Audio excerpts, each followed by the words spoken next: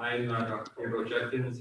I'm in the Geosciences. I'm the Associate Professor of Residence, and it's my 10th year at UNLV, 6th year as an FIR. I teach both lower division and upper division courses. I teach both in person and online. And I want to focus my comments today. I think maybe it's helpful to kind of focus. I thought about focusing my comments on large introductory lectures of how to motivate maybe a large classroom. And so that's really what I want to focus on. I recognize, I think as we all do, that motivating our students is really important to their success in the class, but also, as I'm thinking about as a scientist, it's really important to how they learn and what they're going to pick up and take with them, how prepared they're going to be, I think, in the future.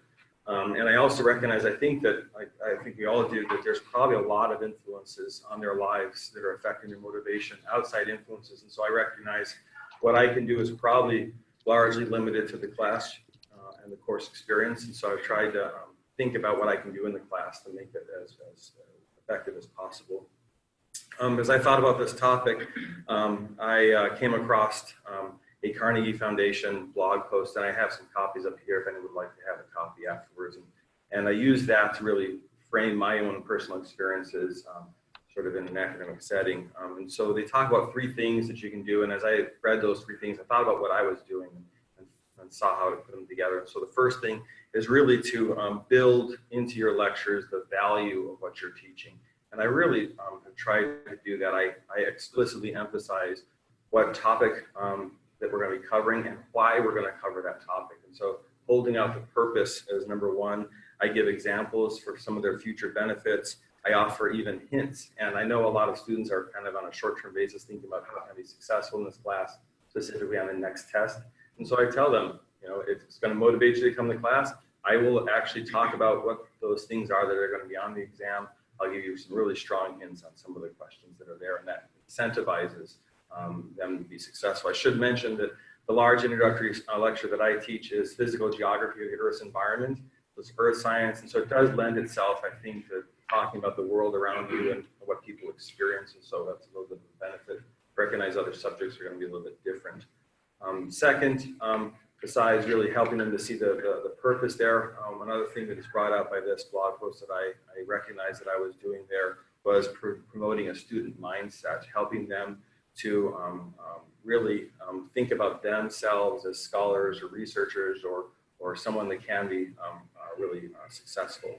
And so I use a lot of class questions, even in large lecture settings. I use a lot of questions, and I try to interact with as many students as possible.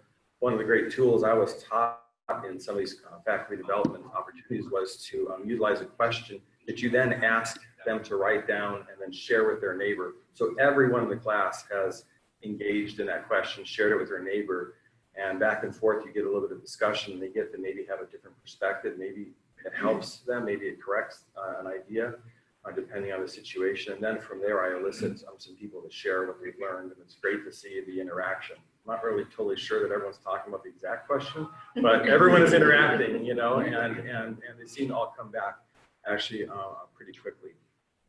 And then the last one is I try to really build personal relationships, and it sounds antithetical to a 190-person lecture. I just came from that 190-person lecture.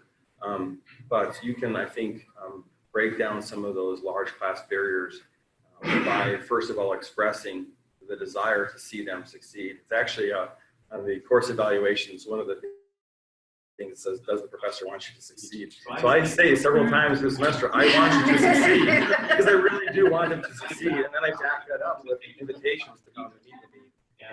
And I think it's really important in large lecture settings to get away as you can from the podium and to close some of the physical distance between you and your class. And so I like to move around the classroom, range around, go to the back, go to the front, move around to the side, and try to close that physical distance with them. And I always try to invite as many questions that they might have and acknowledge any sort of sharing that they do. Even if it's a little off topic, I quickly try to bring it back on topic and thank them really for anything that they do, so that encourages them to stay engaged with me. And those are some of the things that I do. And if you're interested in some of these, I can share them again. Thanks.